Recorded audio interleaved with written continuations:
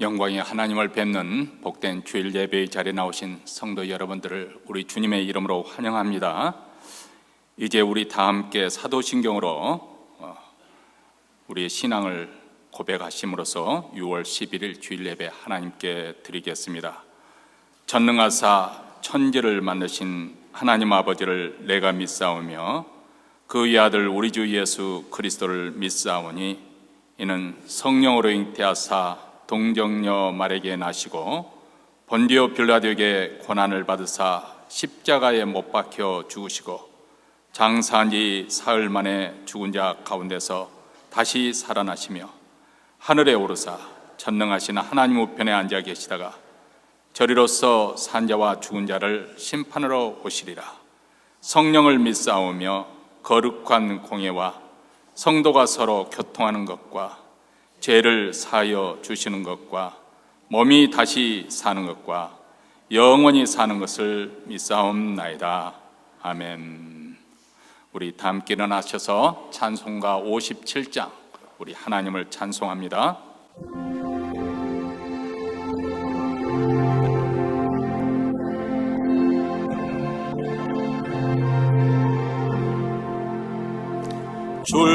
즐겁게 안식할라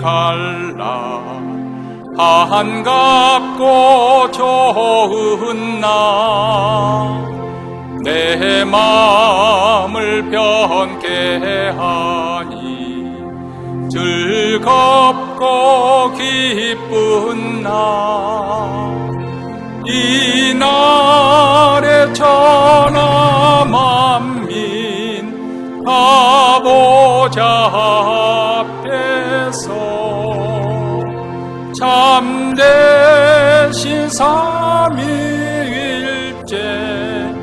거룩다 부르네. 이 날의 하늘로서 새 양식 내리네. 성회로 모이라고 종소리 울리네. 복음의 밝은 빛은 온 세상 비치며 또 영생물이 흘러 시원케 하시네. 이 안식 지킴으로 새 은혜 입어서 영원히 쉬는 곳에 다 올라갑시다. 성부께 찬미하고 성자와 또 성령 참되신 삼위일체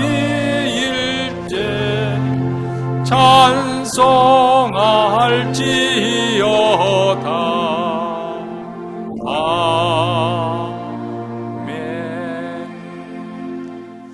이 시간은 우리의 마음을 합해서 하나님 앞에 기도할 때 먼저 오늘 예배 가운데 하나님의 영광이 충만히 나타나기를 하나님의 영광을 알게 해달라는 기도를 드리십시다. 그래서 우리 모두 다 살아계시는 그 하나님을 생생하게 경험하고 그 하나님을 만난 흔적을 안고 돌아가는 그런 주일 예배가 이루어질 수 있도록 우리 교회뿐만 아니라 몬트레에 있는 모든 교회들, 특히 우리 한인교회 주의 영광을 나타내 주셔서 그 영광의 빛에 저희들이 압도되고 그 귀한 거룩한 빛에 사로잡히는 하나님의 임재가 생생하게 나타나는 그런 주일 예배가 될 수 있도록 주의 영광을 구하는 기도를 드리십시다. 두 번째로는 우리가 살고 있는 그리고 우리 후손들이 살아갈 이 미국 땅을 위해서 기도하십시다. 우리가 영적으로 볼 때 이 땅에 얼마나 불의한 일과 거짓된 일과 또 부정한 일들이 많이 일어나고 있습니까? 온갖 더럽고 추합하고 그리고 불의가 횡행하고 있고 불법적인 일들이 많이 그 어느 때보다 무성하게 일어나고 있고, 또 성기 사고로 인해서 살육이 일어나고 있는 이 땅에 교육이 무너지고 경제가 무너지고 정치가 무너지는 이 가운데 정치인들이 다 힘을 발휘할 수 있는 이 땅에 성령의 바람이 불어서 이 모든 일의 배후에 있는 악한 영들을 소멸시켜 주시고, 하나님의 공의가 다시금 하수처럼 흐르는 하나님 의롭고 거룩한 나라로 다시금 회복되는 역사가 일어나기를 위해서, 특별히 우리가 살고 있는 이 캘리포니아가 다시 한번 이런 불의한 땅에서 다시금 거룩한 땅으로 변화될수록 주의 교회들을 흔들어 깨워주시고, 주님의 역사로 인해서 다시 한번 하나님의 나라가 힘있게 이 땅에 임할 수 있는 은혜가 있기를 원합니다. 이렇게 미국과 캘리포니아를 위해서 기도하십시다. 세 번째로는 또 우리 자신과 우리 가정에 간절히 소원하는 기도 제목 한 가지를 하나님께 아뢰면서, 또 아울러서 지금 암투병하고 있는 분들, 또 병석에 누워 계신 분들, 또 가정에 여러 가지 문제, 어려움을 안고 있는 분들, 믿음의 씨름을 하고 있는 성도들을 축복하며 우리 하나님의 치유와 회복의 역사가 오늘 예배 가운데 나타날 수 있도록, 오늘 하나님의 만져주심이 있을 수 있도록 이 시간 이러한 기도 제목을 가지고 하나님 앞에 다 함께 기도하겠습니다. 자비로우시고 은혜로우신 하나님 아버지, 오늘 또 복된 주일 예배로 저희들을 불러주셔서 하나님 앞에 찬송하며 예배하며 기도하게 하여 주셔서 감사합니다. 그리스도의 보혈을 힘입어 은혜 보좌 앞에 나와 하나님께 찬송하며 영광을 돌려드릴 때, 오늘 또 우리 예배 가운데 하나님의 영광이 나타나서 살아계신 하나님이 아버지 하나님의 생생하게 느껴지게 하시고, 아버지 하나님의 그 하나님의 영광을 보고 새롭게 영적으로 각성되는 축복의 자리가 되기를 원합니다. 몬트리는 모든 교회들, 특별히 우리 한인교회 주일 예배 가운데 우리 하나님의 영광을 나타내 주시옵소서. 주의 영광으로 저희들을 압도하여 주시옵소서. 그 거룩으로 사로잡아 주시옵소서. 하나님의 영광을 알기를 원합니다. 더 깨닫기를 원합니다. 우리의 예배가 하나님께 연락되었기를 원합니다. 하나님의 의로우신 것과 거룩하신 것과 의로우신 것과 사랑이 많으신 것이 생생하게 깨달아지고 믿어지는 축복의 시간이 되게 하여 주시기를 원합니다. 하나님 아버지, 이 시간에 특별히 우리가 살고 있는 이 미국 땅을 위해서, 미국 땅이 다시금 복음으로 회복되기는 은혜가 있기를 위해서 기도합니다. 온갖 불의한 일과 아버지의 부정한 일들, 더럽고 추하고 음란하고 아버지 방탕한 삶이 아버지 행행하고 있는 이 땅에, 아버지 영적으로 황폐해진 이 땅에 다시 한번 성령의 바람이 불게 하여 주시옵시고, 모든 악한 영들의 사회가 성령의 역사로 불태워지는 아름다운 역사, 이 특별히 캘리포니아 아버지 하나님 다시 한번 영적으로 회복되는 은혜가 있기를 원합니다. 다시 한번 저희들을 궁일히 여겨주시고 교회를 새롭게 하여 주시옵시고, 믿는 자들 각성시켜 주시옵시고, 아버지 하나님 사회에 선한 명령을 미치게 하시고, 이 땅이 다시 한번 거룩하게 변화될 수 있도록 우리 하나님 궁일과 자비 가운데 역사하여 주시기를 원합니다. 오늘 이 시간에는 또 가정마다 아버지 각자 기도 제목을 가지고 하나님 앞에 나와서 기도합니다. 하나님의 선하시는 마음대로 저희들 자비롭고 궁의로운 마음으로 저희들의 기도를 들어주고 응답하여 주셔서 아버지의 문제가 해결되게 하여 주시고, 우리 자녀들이 아버지 영통하게 하여 주시옵시고, 이 땅에서 번성하는 귀한 복을 주시옵시기를 간절히 원합니다. 특별히 암투병하며 여러가지 병으로 고생하고 있는 성도들, 우리 하나님의 오늘도 만져주심의 역사 있기를 원하고, 아까 주리배운 권사님들과 장로님들이 주께서 긍휼과 자비를 베풀어 주시며 아버지 날마다 세움을 주시옵시고, 천국을 바라보는 소망 가운데 믿음의 싸움을 끝까지 잘 싸울 수 있도록 도와주시기를 원합니다. 어려운 공경에 빠진 가정에도 우리 하나님 긍휼함이 함께하여 주시고, 아버지 하나님 믿음으로 잘 승리하고 하나님께 영광 돌리는 귀한 가정, 오늘도 아버지 하나님 우리의 기도를 통하여 하나님의 치유하심과 회복하심이 오늘도 혁혁하게 나타나는 주일 예배가 될 줄로 믿습니다. 주님, 주께서 함께하시고 우리의 영광을 받아 주시옵기를 간절히 원하고 기도하옵나이다. 하늘에 계신 우리 아버지여, 이름이 거룩히 여김을 받으시오며 나라에 임하옵시며 뜻이 하늘에서 이룬 것 같이 땅에서도 이루어지이다. 오늘날 우리에게 일용할 양식을 주옵시고, 우리가 우리에게 죄진 자를 사하여 준 것 같이 우리 죄를 사하여 주옵시고, 우리를 시험에 들게 하지 마옵시고 다만 악에서 구하옵소서. 대개 나라와 권세와 영광이 아버지께 영원히 싸움나이다. 아멘. 하나님 말씀은 로마서 3장 21절부터 31절 말씀입니다. 우리 다 같이 한 목소리를 읽겠습니다. 이제는 율법에 하나님의 한 의가 나타났으니 율법과 선지자들에게 증거를 받은 것이라. 곧 예수 그리스도를 믿음으로 말미암아 모든 믿는 자에게 미치는 하나님의 의인이 차별이 없느니라. 모든 사람이 죄를 범하였음에 하나님의 영광이 이르지 못하더니 그리스도 예수 안에 있는 구속으로 말미암아 하나님의 은혜로 값없이 의롭다 하심을 얻은 자 되었느니라. 이 예수를 하나님이 그의 피로 인하여 믿음으로 말미암는 화목 제물로 세우셨으니 이는 하나님께서 길이 참으시는 중에 전에 지은 죄를 간과하심으로 자기의 의로우심을 나타내려 하심이니 곧 이때 자기의 의로우심을 나타내사 자기도 의로우시며 또한 예수 믿는 자를 의롭다 하려 하심이니라.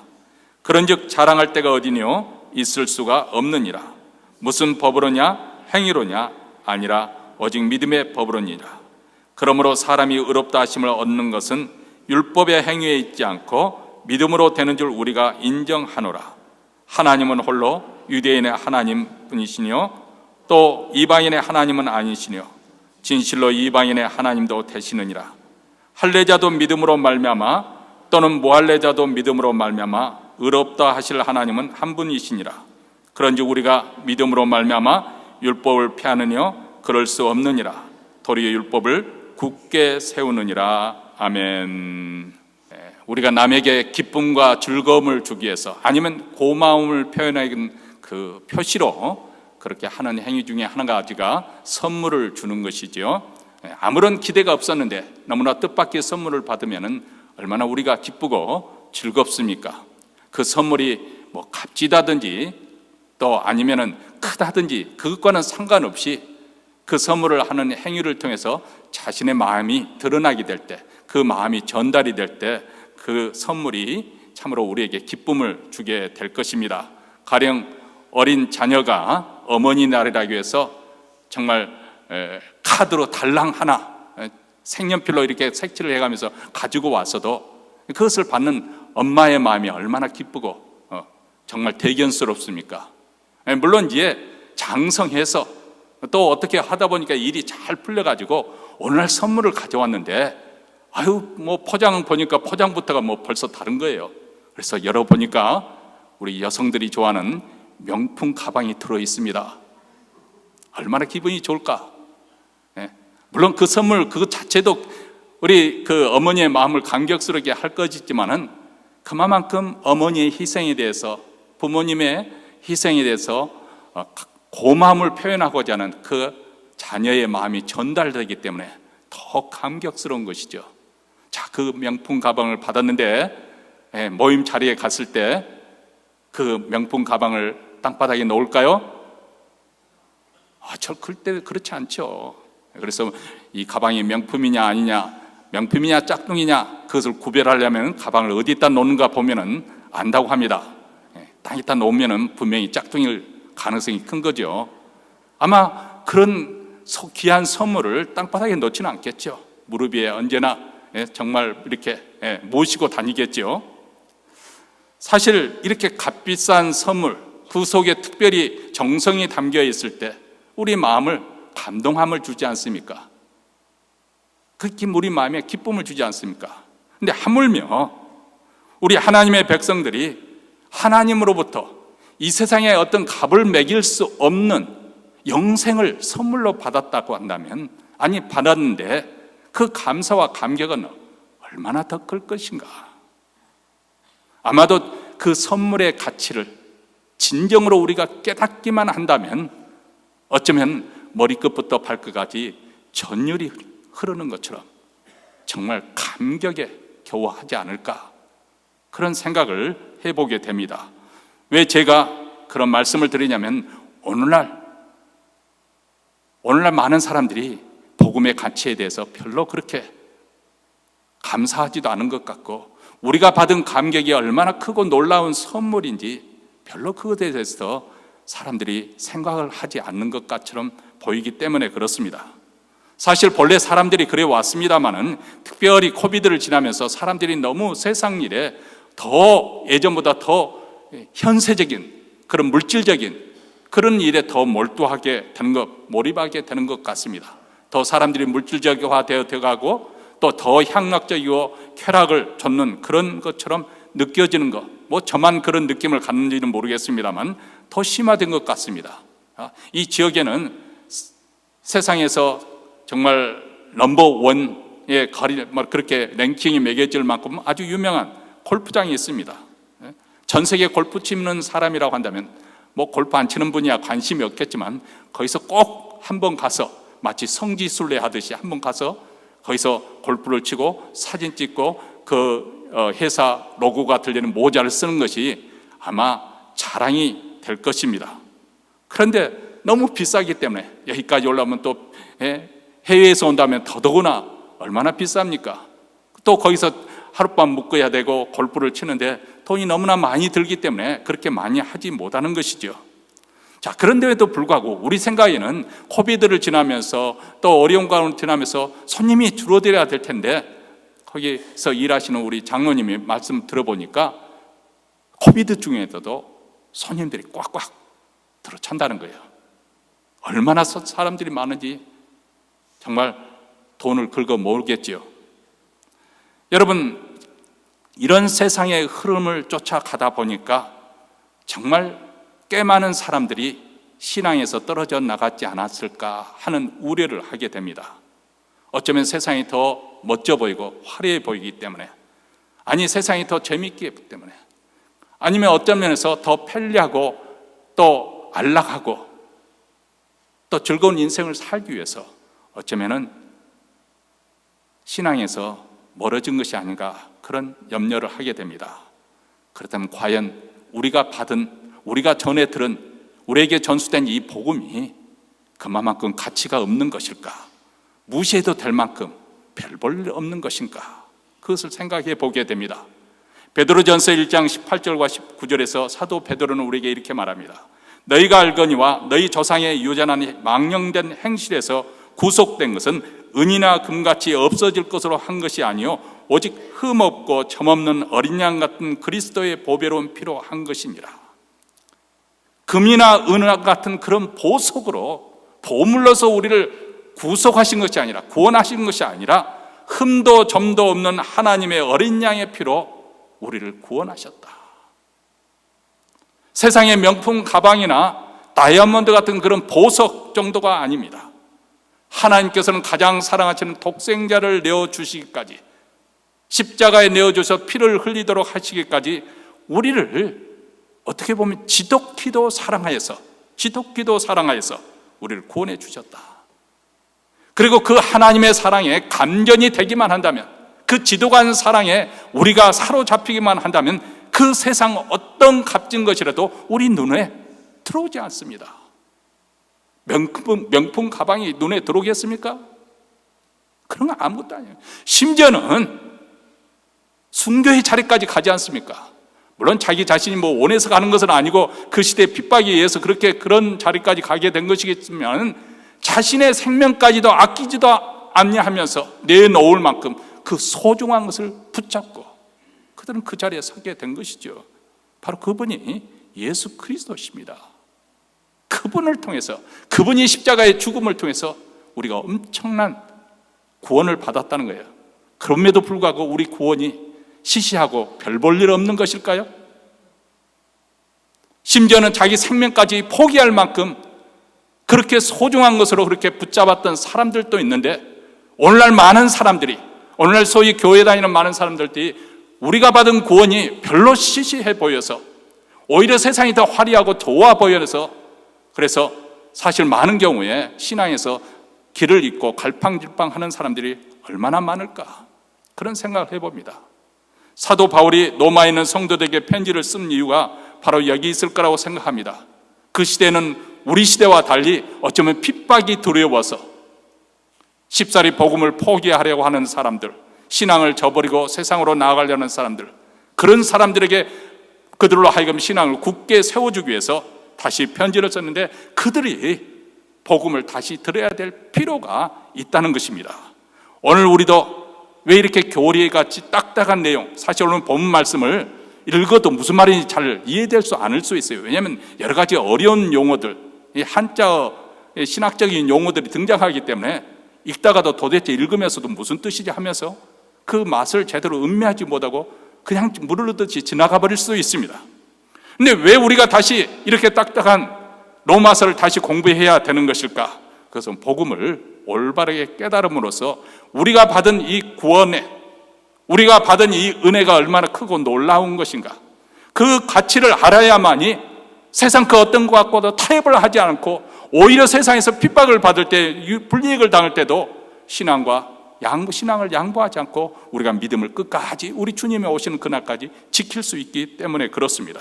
그러려면 우리가 받은 구원이 얼마나 영광스러운 것인지 그 높이를 알아야 되고, 그 깊이를 알아야 되고, 그 길이를, 그 폭을 우리가 제대로 이해를 하고 음미를 해야만이 그 복음 위에 우리가 견고하게 우리 신앙이 세워질 수 있습니다.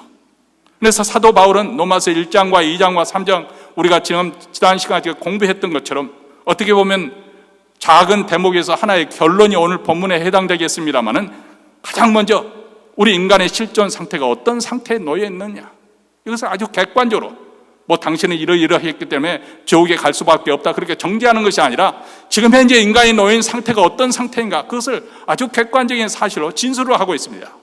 이방인들은 율법이 없는 이방인들은 율법 없는 대로 망할 수밖에 없는 그런 죄 가운데 있고, 율법을 자랑하고 있는 유대인들은 그 율법을 지킴으로 낳은 열매가 없어서, 율법을 자랑하고 있지만 열매가 없어서 그 율법으로 인해서 심판을 면할 길이 없다는 것을 말하고 있는 것이죠. 마치 보석점에 가면 다이아몬드를 꺼내낼 때 검은 빌로드인가요? 그 천을 딱 놓습니다. 검은색 그 빌로드 위에 보석을 놓을 때 보석의 가치가 드러나지 않습니까?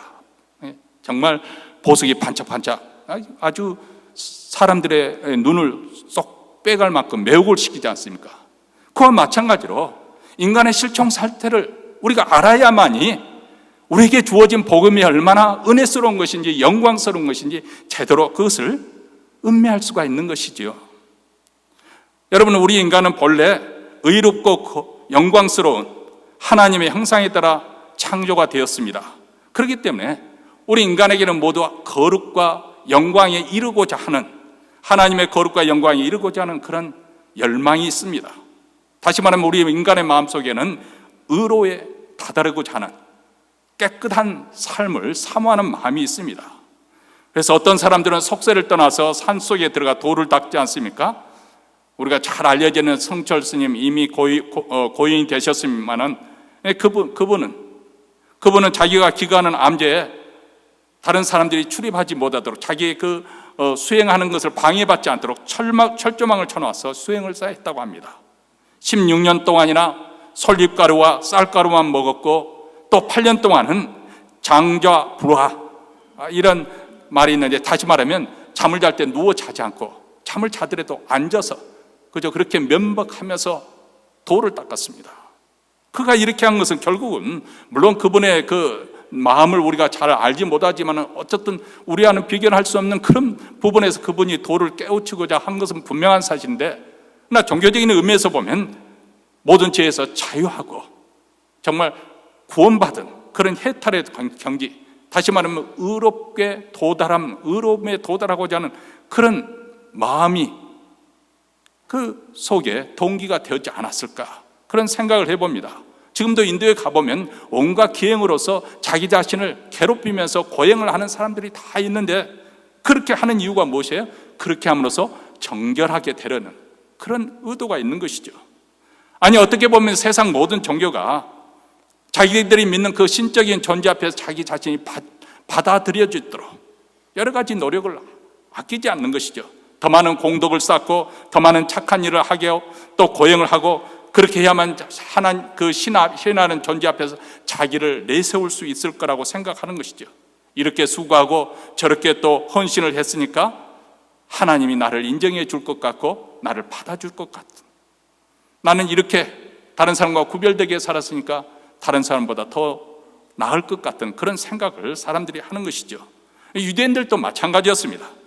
자기들이 하나님의 백성으로 부르심을 받았고 또 구별되이 할례까지 받았으며 모세의 율법을 지키고자 했으니까 자기들은 다른 이방 사람들보다 더 하나님 앞에 앞서 있다고 그렇게 생각했습니다. 더 가까이 나아간다고 생각했습니다.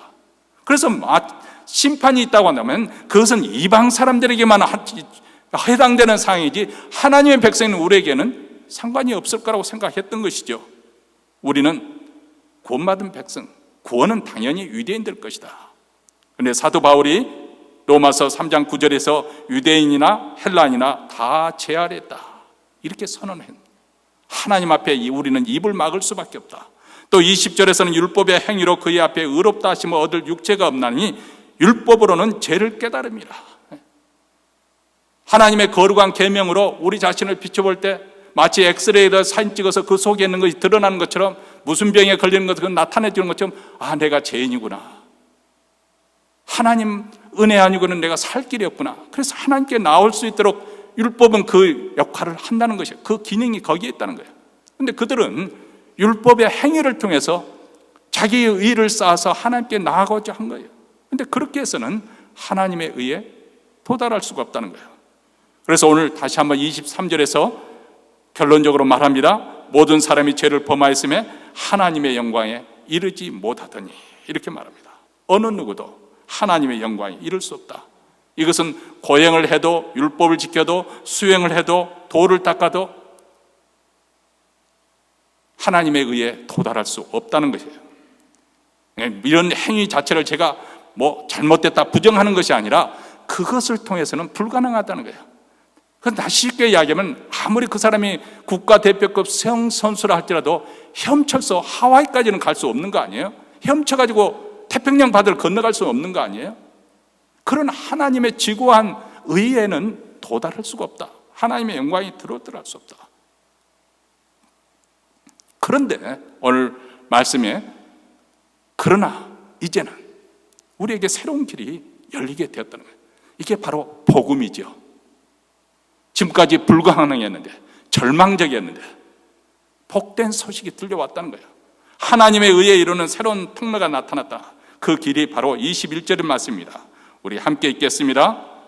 이제는 율법에 하나님의 한 의가 나타났으니 율법과 선지자들에게 증거를 받은 것이다. 자, 이제는 이 말이 굉장히 중요합니다.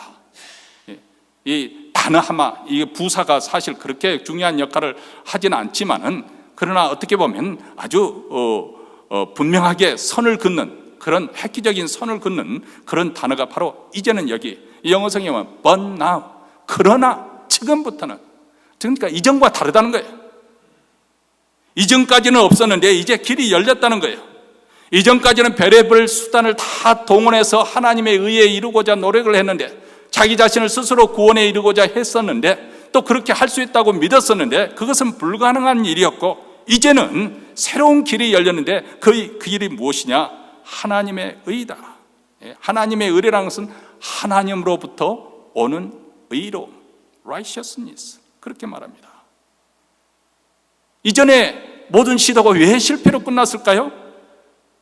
그 이유는 하나님의 의와 반대되는 인간의 의, 우리 자신, 인간으로부터 오는 의였기 때문에. 그러나 인간은 죄로 인해서 그 뿌리가 썩고 부패해 있습니다. 우리가 지난 시간에 배웠잖아요. 의인은 없나니 하나도 없고, 깨닫는 자도 없고, 하나님을 찾는 자도 없고, 다 치우쳐 함께 무익하게 되고 선을 행하는 자가 없나니 하나도 없도다. 자, 우리가 이 말을 처음 들으면 벌써 반감이 들잖아요. 그렇죠? 거부 반응이 드는 거예요. 왜냐하면 그래서 대부분의 사람들이 하는 말이면, 아유, 그러기로서니 한 명도 없으려고요. 그러면서 흔히 세종대왕도 있고 이순신 장군 들먹이면서 그렇게 합니다. 자, 물론 그분들이 다 훌륭한 분들이니까 그게 제가 이렇게 해설할 필요가 없겠죠. 하나님께서 알아서 하실 거니까. 다만 중요한 것은 그렇게 말하는 이유가 무엇이냐? 나는 상대적으로 다른 사람보다 그래도 낫습니다. 이 마음바탕이 그것을 말하고 싶은 거예요. 지금 나는 그 정도까지 망가진 사람은 아닙니다. 바로 이것이 그 세종대왕을 들먹이며 이순신 장군을 들먹이는 이유가 바로 여기 있습니다. 나는 그 정도까지 죄인이 아닙니다. 나는 아직도 가능성이 있는 사람이요. 이게 인간의 자존심이자 그것이 바로 죄성입니다. 인정하지 않고 아직도 여전히 교만한 거예요. 그러나 모든 사람이 죄를 범하였음에 하나님의 영광에 이르지 못한 전적인 부패, 의에 대해서 전무하고 죄에 대해서는 모두 다 범법자, 죄인으로 태어났기 때문에 죄를 지을 수밖에 없고, 또 죄를 지었기 때문에 죄인일 수밖에 없는 이 악순환, 여기에서 우리 인간에게 무슨 선한 것이 나오겠느냐? 그래서 육체의 모든 열매는 다 죄로 귀결되는 이유가 바로 여기 있습니다. 여기는 아무런 선도 기대할 수가 없습니다. 여러분, 쉽게 이야기하면 세상에 선을 행한다고 하는 것, 그 동기를 한번 살펴보세요. 우리가 동기는까지는 볼 수 없지만은 많은 사람들이 내가 이런 존재라는 것을, 이런 사람이라는 것을 나타내기 위해서 선을 행하는 경우가 태반입니다. 대부분 그렇습니다. 뭐 안 하는 것보다는 훨씬 낫겠지요. 그러나 그 동기를 보면 과연 그것이 하나님의 의에 도달할 만한 그런 거룩성에 이를 만한 것이 있느냐 하면 결국 뭐예요? 자기 자랑. 어떤 사람은 돈 많은 것을 가지고 자랑하고, 어떤 사람은 학문이 좀 깊은 것을 가지고 자랑하고, 예술을 통해서 자랑하지만 이 사람은 선행을 통해서 자기 자랑을 하고 싶은 거예요. 교회 안에서도 그렇잖아요. 자기 믿음 좋은 것을 가지고 자랑하려고 하는 것이 우리 인간이에요. 그러니까 우리 인간은 아무리 하나님께서 선한 것을 주셨어도 우리 인간이 부패했기 때문에 그 선한 것을 악한 것으로 바꾸어 버리는 죄적인 죄의 열매를 맺을 수밖에 없는 것이 우리 인간의 모순입니다. 그래서 로마서 7장 18절에도 원함은 내게 있으나 선을 행하는 능력이 없는 것, 이것이 인간의 모순이에요. 나는 정말 거룩하게 살고 싶은데 또 다른 내 마음의 욕망은 뭐예요? 세상에서 즐겁게 재미있게 잘 나가고 싶은 것, 또 욕망이에요. 이 딜레마 속에서 살고 있고, 나는 분명히 하나님의 영광을 위해서 한다고 했었는데 결국 보면 내가 이렇게 잘했다고 자기 자랑하는 그런 결과로 나타나는 이 인간의 모순이라는 것입니다. 왜냐하면 우리가 근본적으로 하나님의 생명으로부터 떠나 있기 때문에. 그래서 인간의 의는 마치 썩은 밧줄과 같아요. 이것을 붙잡고 아무도 하늘의 영광에 도달할 수가 없다는 것입니다. 그런데 이 율법 외에, 인간의 의 외에, 인간의 행위와 노력 외에 한 의가 나타나는데 그것이 바로 하나님의 의다. 그렇게 사도 바울은 말하고 있습니다. 하나님께로부터 내려온 의입니다. 하나님께서 내려주신 의의 밧줄. 자, 하나님께서 내려준 의가 구체적으로 무엇인지 22절에서 나오고 있습니다. 우리 같이 읽겠습니다. 곧 예수 그리스도를 믿음으로 말미암아 모든 믿는 자에게 미치는 하나님의 의니 차별이 없느니라. 자, 하나님의 의란 하나님께서 당신의 아들 예수님을 땅에 보내주셔서 그분을 믿기만 하면 믿는 자에게 의롭다함을 주는 그런 의라는 것입니다. 우리 자신들이 내 자신의 노력과 의로서는 하나님 앞에 받아들일 수 없으니까 이를 불쌍히 여기신 하나님께서 독생자 예수님을 이 땅에 보내주셨습니다. 심지어는 그분을 십자가에 내어주셨습니다. 그래서 누구든지 십자가에 달리신 예수 그리스도, 그분을 믿기만 하면 그를 의롭다 여기겠다, 그렇게 말합니다. 그의 과거, 허물, 그의 죄를 묻지 않고 하나님께서 우리를 구원하신다는 것입니다. 여기에는 어떤 차별이 있는 것이 아닙니다. 그 사람의 과거에 얼마나 죄를 덜 짓고 더 많이 졌느냐, 이것을 따져 묻지 않는다는 거예요. 이게 바로 놀라운 것이죠. 그 사람이 얼마나 선하게 살았느냐, 얼마나 추하게 살았느냐, 잘난 사람이냐 못난 사람이냐, 또 큰 자냐 작은 자냐, 사장이냐 종업이냐, 그것을 따져 묻지 않고 모든 사람에게 주어지는 하나님의 의가 나타났다. 어떻게 이 일이 가능했는가? 계속해서 24절에 이렇게 말씀합니다. 우리 다 함께 읽겠습니다. 그리스도 예수 안에 있는 성령 구속으로 말미암아 하나님의 은혜로 값없이 의롭다 하심을 얻은 자 되느냐. 여기서 구속이라는 것은 이렇게 묶이는 그것을 말하는 것이 아니라 값으로 지불하고 속박에서 풀려난 것, 속량이라는 단어를 대신해서 쓸 수가 있겠습니다. 자, 이 단어를 우리가 이해하려면 그 시대, 로마 시대의 그 배경을 조금 우리가 알 필요가 있습니다. 로마 시대는 노예가 아주 많았습니다. 로마 시 자체만 하더라도 자유인보다, 로마 시민보다도 노예 신분 있는 사람들이 더 많았다. 거의 갑절이나 되는 그만큼 노예들이 많았다고 말합니다. 시장에서도 노예를 흔히 사고 팔았습니다. 그렇죠? 그리고 노예도 하면 그 태어난 자식도 다 대대로 노예가 되는 거예요. 자, 지나가는 어떤 사람이 노예 시장을 지나가다 그 노예들이 이렇게 팔리는 것을 봤는데 그 중에 한 사람에게 마음이 끌렸어요. 너무나 불쌍하게 보이고 이상하게 마음이 움직여서, 그래서 그 사람이 돈을 내주고 그 사람을 샀습니다. 값을 지불했으니까 이제 그 노예는 정식으로 내 소유가 된 것이죠. 그런데 그 노예를 불쌍히 여긴 주인이, 자, 너는 내가 값을 주부로 해서 내 것이지만은 내가 너희를 자유하게 해준다. 자유인이 되었다 하고 풀어줍니다. 이게 바로 속량이라는 거예요. 속량. 하나님께서, 우리 모두 다 죄인인데 우리 하나님께서 그 값을 지불하심으로 우리를 구속해 주셨다. 구원해 주셨다. 그래서 모든 사람이 죄를 범하였으며 예외가 없어요. 다 범법자입니다. 자, 법을 어기면은 세상에서도 다 그 죄값을 치르지 않습니까? 안 들킨다면 모르지만 일단 발각이 된다면, 잡히게 된다면, 뭐 교통법규도 요즘에는 비싸가지고 뭐 500불 정도 하지 않습니까? 뭐 그 정도 되지 않을까요? 하여간 요즘 조금 세졌습니다. 근데 우리가 하나님 앞에서 일생을 두고 우리의 말과 행위 그리고 마음과 생각으로 지은 죄, 뭐 그것도 우리 인간의 수준, 세상 법정에서 다루는 그런 것이 아니라 하나님의 기준에 볼 때, 하나님의 기준이 뭐예요? 누구든지 미워하는 자마다 살인하였느니라. 왜냐하면 미움이라는 이 살인하는 그 죄는 어디서부터 비롯하냐면 우리 마음 미움에서부터 시작되는 거거든요. 그러니까 행죄를 미워하는 자는 이미 살인죄를 지은 거랑 마찬가지라고 말합니다.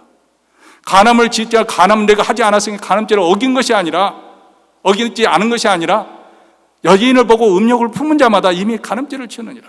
이게 바로 하나님의 기준이에요. 자, 그런 관점에서 보면 어떻게 되겠습니까? 어떤 사람이 천국에 올라갔대요. 이게 실화가 아니라 그냥 만드는 꾸며낸 이야기입니다. 또 어떤 분은 이것을 가지고 그냥 진짜인 줄 알고 그렇게 믿는 분들이 계시는데, 자, 천국에 가보니까 천국 앞에 이제 심사관이 있는 거예요. 입국 수속을 하는데 자기의 관등 이름을 이름을 댈 거 아니겠습니까? 어디에 사는 누구입니다 하니까 그 사람이 책을 딱 떠들어 이름을 쳐들어보더니 보니까 그 사람 딱 펼치는 책에 보니까 자기의 죄 목록이 쫙 나열되어 있더라는 거예요. 근데 보니까 그 책에 그렇게 큼직한 글씨로 이렇게 써지는 거 보니까 몇 가지가 안 되더라는 거예요. 이 정도면은 내가 그래도 다른 사람보다 잘 사는 거구나 하고 마음에 은근히 좀 이제 안도감이 좀 되겠죠. 근데 그 제목이 뭔가 하고 가서 보니까 세상에서 이게 발각돼가 세상 사람들에게 부끄러움을 당하거나 아니면 또 처벌을 받았던 그 죄들이 이렇게 딱 적혀 있더라는 거죠. 이 정도야. 그 사람들이 보니까 이 정도면 뭐 좀 괜찮네 하고 그 다음 장을 넘겨보니까 이번에는 좀 더 큰 작은 글씨로 빼곡하게 써져 있더라는 거죠. 그래서 뭔가 하고 봤더니 이 세상에 발각되지 않은 죄들, 숨은 죄들, 그런 죄들이 빼곡하게 기록되어 있더라는 거예요.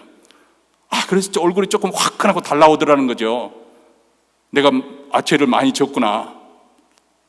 근데 그것이 전부인가 했더니 그 다음 장을 딱 넘겨보니까 그 다음에 쪽깨알 같은 글씨로 빼곡하게 쓰여졌더라는 거예요. 말로서 지은 죄, 말로서 미워하고 싫어하고 불평하고 원망하고 시기하고 분노하였던 그 모든 죄가 아주 깨알같이 그 노트에 빼곡하게 쓰여져 있더라는 거예요. 그때부터는 심각해졌습니다. 이래가지고 천국에 들어갈 수 있을까? 근데 그것이 전부가 아니었어요. 마지막 장을 딱 펼치니까 온통 시커멓게 먹칠이 되어 있더라는 거예요. 뭐였을까요? 자신의 생각과 마음으로 지은 죄. 그렇죠? 우리가 이와 같다는 거예요. 아무도 아무리 죄를 안 지려고 해도 인생에 살다 보면 먼지를 묻게 되어 있고 오물이 튀게 되어 있습니다. 죽어 마땅합니다. 그래서 로마서 6장 23절에도 죄의 싹은 사망이라고 했어요. 이 길로 쭉 가면 결국 멸망, 사망이, 죽음이 우리를 기다릴 수밖에 없습니다. 죄의 형벌로 죽어 마땅하는 것이죠. 예의가 없습니다. 그런데 예수께서 우리가 받아야 할 그 형벌을 대신 담당하셨다. 이것이 바로 복음입니다. 예수님이 십자가에 죽으심으로 우리의 죄값을 대신 지불해 주셨다. 자신의 생명을 십자가에 내어주심으로 우리를 속량해 주셨다. 예수님의 목숨으로 그 대가를 지불하고 우리를 생명을 주님의 것으로 사셨습니다. 우리가 뭐 지불한 게 뭐가 있나요? 내가 그 주님을 위해서 십자가 지기로 한 발짝이라도 갔습니까? 아니면 채찍이라도 맞았습니까? 아니면 침뱉음을 당하고 무시를 당했습니까? 나는 아무것도 한 것이 없는데 예수님이 다 하셨는데, 그래서 예수님께서 십자가에서 테텔레스타이, 다 이루었다, 내가 값을 다 지불했다, 내가 구원을 다 이루었다, 그렇게 마지막 예수님께서 외치신 그 말이 우리의 죄를 다 담당하시고 우리의 모든 질과 아픔을 다 짊어지심으로 우리를 자유케 하셨습니다. 우리는 그것을 믿는 것이죠. 받아들이고 믿는 것이죠.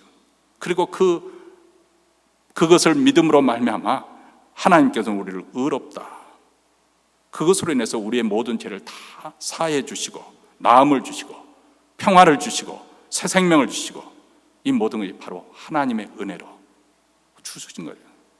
은혜라는 것이 바로 값없이 호의를 베푸는 것, 값없이 받는 것입니다. 내가 공로를 세운 것도 없는데, 그럴 만한 자격도 없는데 일방적으로 하나님께서 베푸시는 호의, 그것이 은혜입니다. 그리스도 예수 안에 있는 구속으로 말미암아, 속량함으로 말미암아 하나님의 은혜로 값없이 의롭다 하심을 얻은 자 되느니라.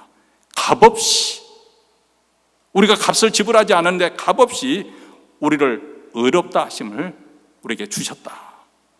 자, 그것이 어떻게 계속해서 그 일을 이루게 하셨는지 25절에 이렇게 말합니다. 이 예수를 하나님의 그의 피로서 믿음으로 말미암는 화목 제물로 세우셨으니 이는 하나님께서 길이 참으시는 중에 전에 지은 죄를 간과하심으로 자기의 의로우심을 나타내려 하심이니. 자, 이것도 이해하려면 우리가 구약시대 제사제도를 조금 알아야 되는 것이죠. 가장 기본적인 것은, 여러분 우리가 잘 아는 것처럼 1년에 한 차례 대속죄일이라는 날이 있습니다. 6월절의 기간에 있는데, 이 대속죄일 기간에 대제사장이 짐승의 피를 잡아가지고 피를 뿌려서 백성들의 죄를 속하는 그런 제도, 3년 된 어린 양의 피를 가지고 하나님의 거룩한 지성소 단 한 차례, 1년에 한 차례만 그곳에 들어갑니다.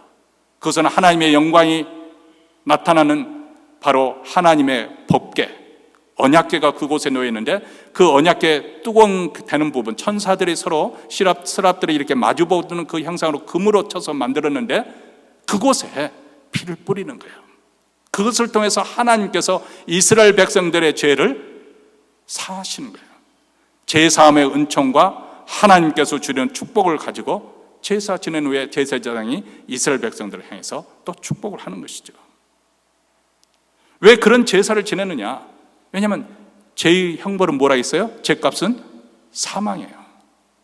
다시 말하면 우리 생명을 내놔야 되는 거예요. 근데 그 당시 사람들이 생각하는 생명에는 어디에 있느냐? 생명은 피에 있다고 생각한 거예요. 그러니까 피에 제사를 지내는 거예요.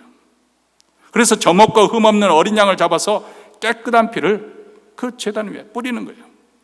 죄에 대한 하나님의 진노와 심판을 이로써 화목 제물로서 풀어버리고, 그리고 죄로 오염된 우리의 몸과 마음도 깨끗하게 하고자 하는 것, 이것이 구약 제사 제도입니다.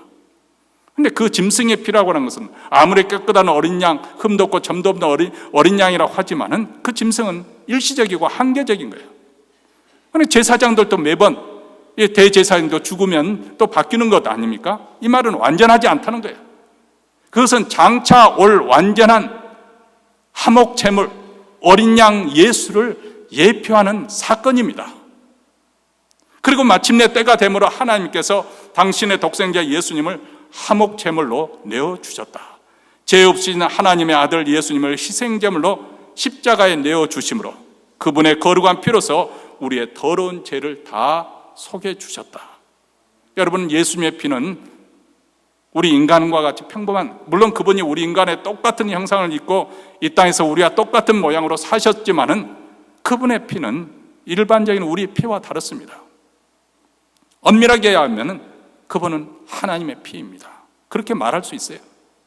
왜냐하면 겉모습으로 사람의 모양을 하고 계시지만 그분은 점도 흠도 없는 하나님의 어린 양으로서 이 땅에 오신 본래는 성자 하나님이시기 때문에 그렇습니다.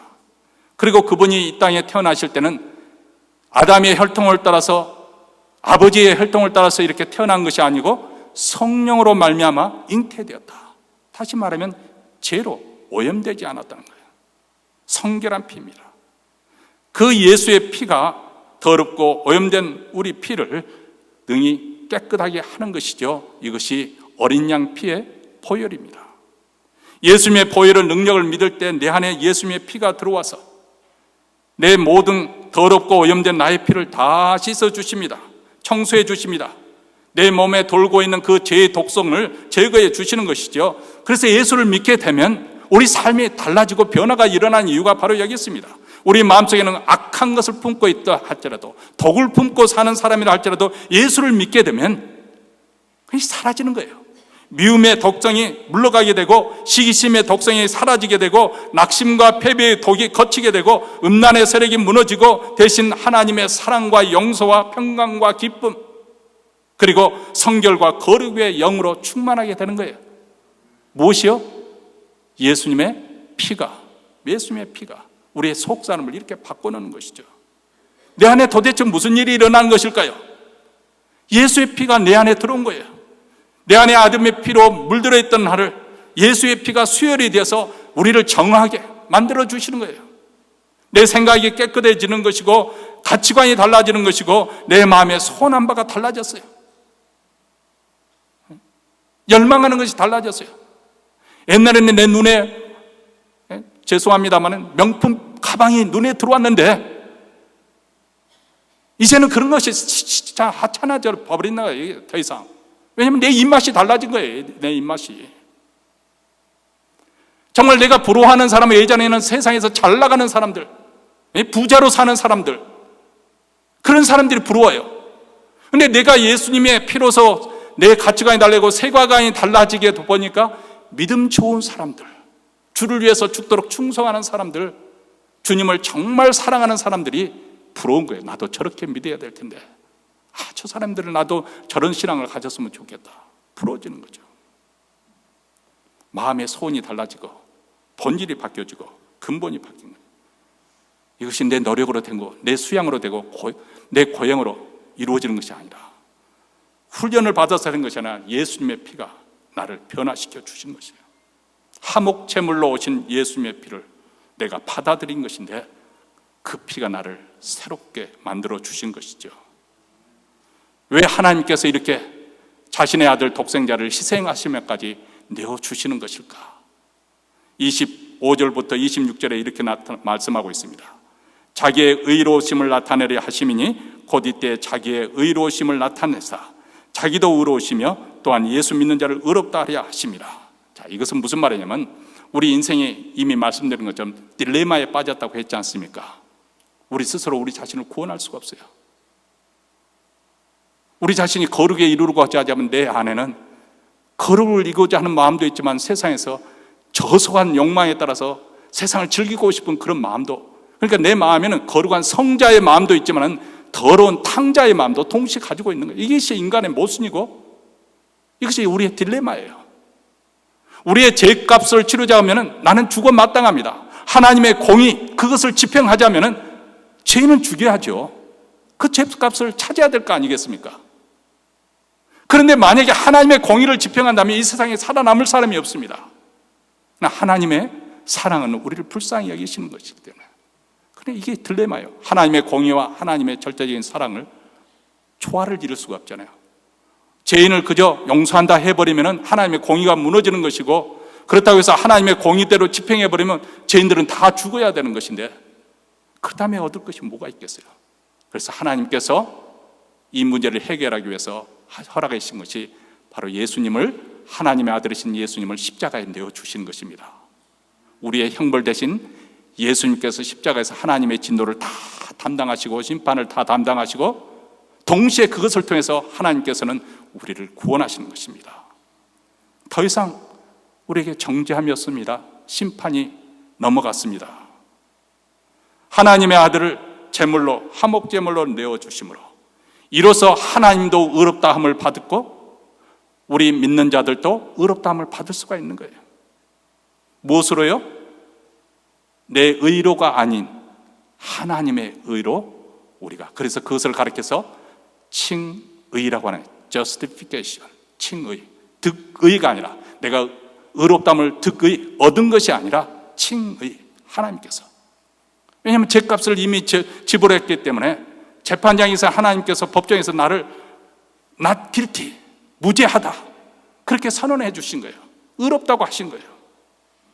내 노력으로 얻어진 것이 아니라 주님이 내게 입혀주시는 의로움이에요. 그랬기 때문에 은혜이고 선물인 것이죠. 그래서 27절에 이런 은혜를 받은 우리가 어떻게 살아야 될 것인지 여기서 말씀합니다. 우리 다 함께 읽겠습니다. 그런즉 자랑할 데가 어디 있느냐? 있을 수 없느니라. 무슨 법으로냐? 행위로냐? 아니라 오직 믿음의 법이로니라. 누구도 하나님 앞에 자랑할 수가 없다. 내가 아무리 선을 행했다 할지라도, 내가 아무리 신앙의 내 진보를 나타냈다, 믿음의 진보를 나타냈다 할지라도, 수양을 많이 쌓았다 할지라도 하나님 앞에서 자랑할 수가 없다. 그것은 다 더러운 누더기와 같은 것이기 때문에.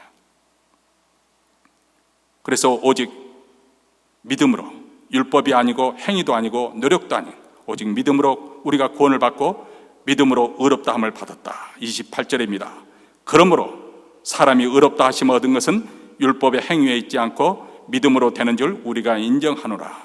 자, 이제 그러면 우리는 율법과는 상관이 없습니까? 율법을 지키지 않아도 됩니까?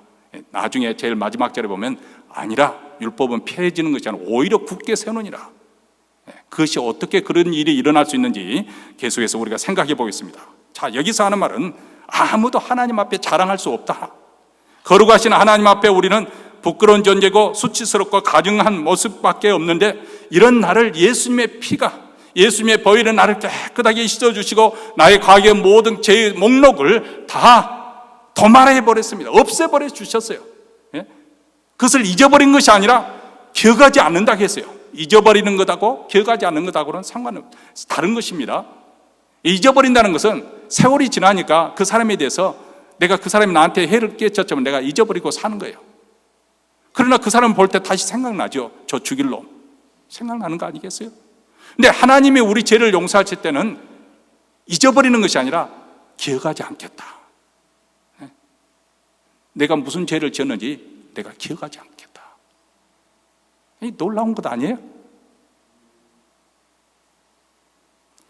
내 마음속에 우리 하나님께서 새로운 영, 정직한 영을 새롭게 하시고, 그래서 고린도후서에 보면 이전 것은 지나갔으니 보라 새로운 존재, 새 것이 되었도다.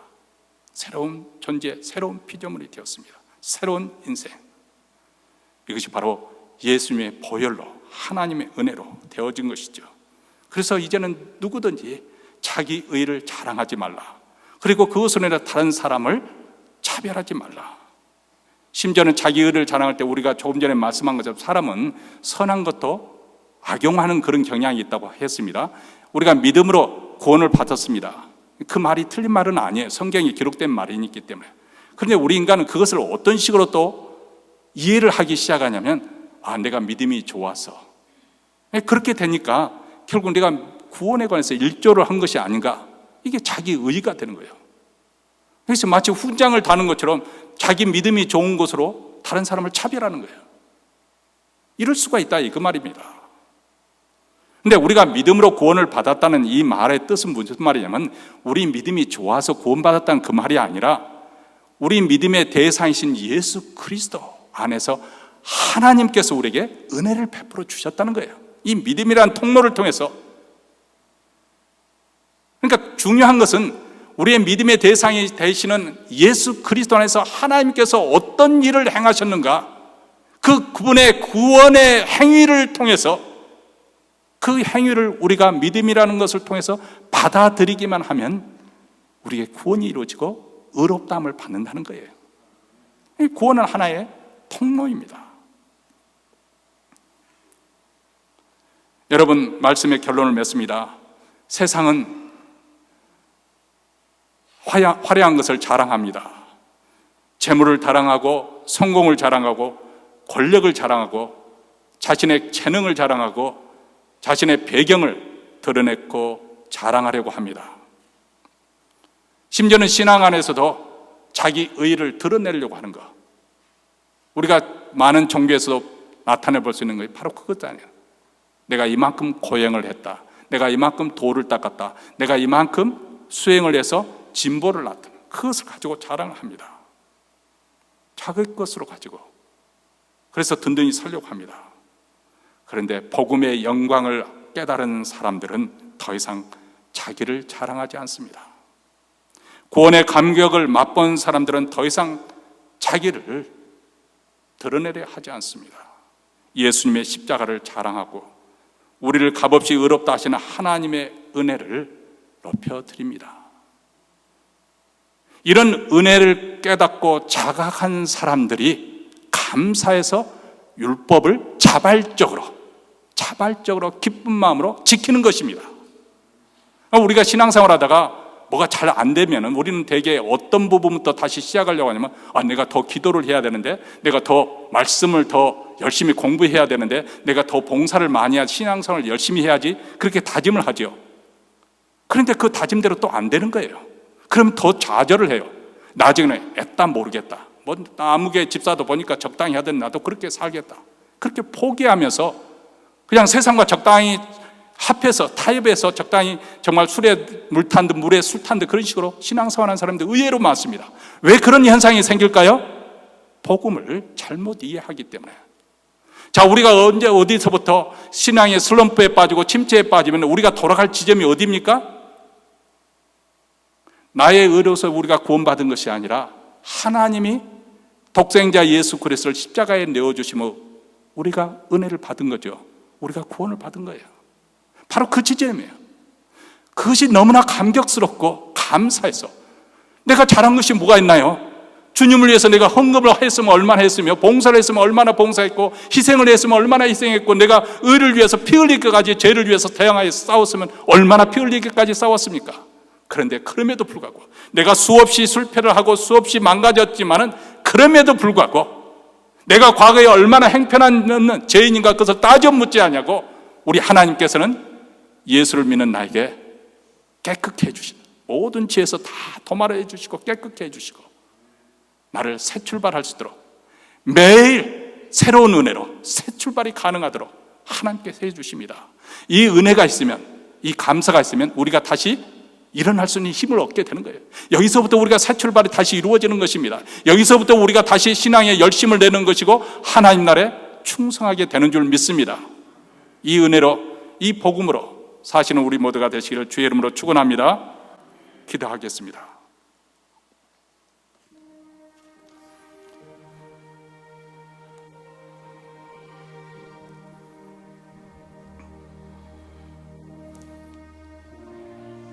사랑하는 성도 여러분, 우리가 율법으로 힘써 지키려고 해보면 우리 인간이 얼마나 못난 모순 투정인지 우리는 비로소 깨닫게 됩니다.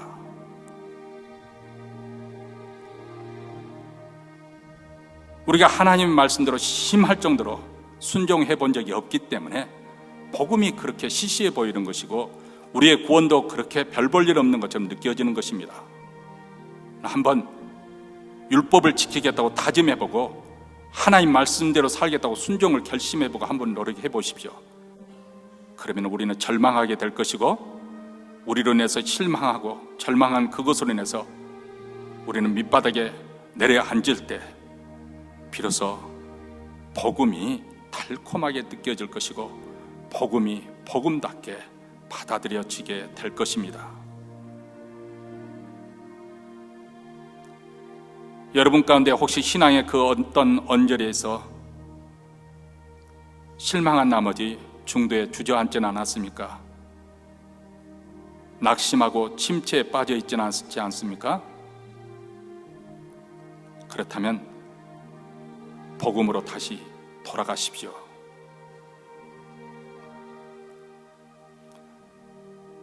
자기의 의의를 내세울 것이 없는 하나님의 영광에 이르지 못한 죄인임에도 불구하고 그 죄인을 위해서 하나님의 아들 독생자께서 이 땅에 오시고 죽기까지 십자가에 복종하심으로 자기 몸을 내어주심으로 우리 죄값을 다 지불하시고 그 피로 우리를 깨끗게 하셨습니다.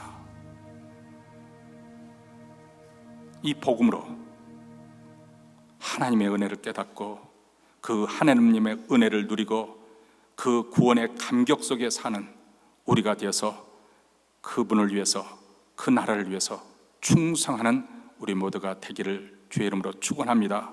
하나님 아버지 감사합니다. 오늘 또 다시 한번 우리로 하여금 복음을 듣게 하여 주셔서 다시금 우리의 신앙의 불을 지펴지게 하여 주시고 우리가 살 소망을 보게 하여 주시고 우리로 하여금 무엇을 위해서 열심을 내야 될 것인지 깨닫게 하여 주시니 감사합니다.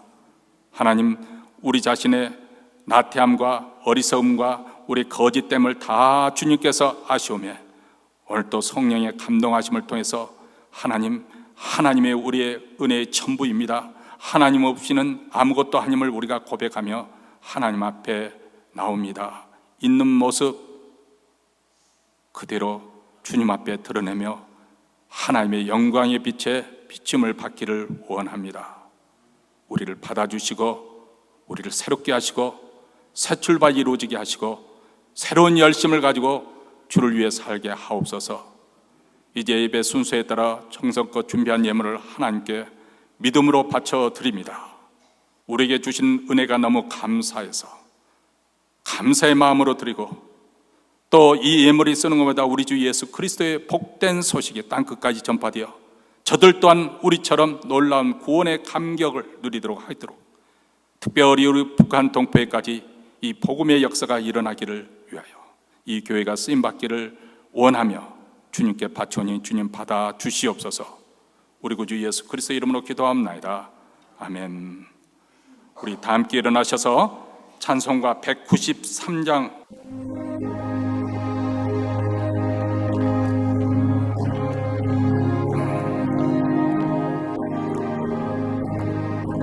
예수 십자가에 흘린 피로써 그대는 씻기어 있는가? 더러운 죄 희게 하는 능력을 그대는 참으지 하는가? 예수의 보혈로 그대는 씻기어 있는가? 마음속에 여러 가지 죄악이 깨끗이 씻기어 있는가? 주 예수와 밤낮을 늘 함께 그대는 행동을 하는가? 아무 때나 어디든지 그대는 십자가 붙들고 있는가? 예수의 보혈로 그대는 씻기어 있는가? 마음속에 여러 가지 죄악이 깨끗이 씻기어 있는가? 주님 예수 다시 올 그대는 영접할 예복이 있는가? 그대 몸은 거룩한 곳 성전에 들어갈 준비가 됐는가? 예수의 보혈로 그대는 씻기어 있는가? 마음속에 여러 가지 죄악이 깨끗이 씻기어 있는가? 모든 죄의 더러운 예복을 주 앞에 지금 다 벗어서 샘물같이 솟아나는 보혈로 눈보다 더 이게 씻으라. 예수의 보혈로 그대는 씻기어 있는가?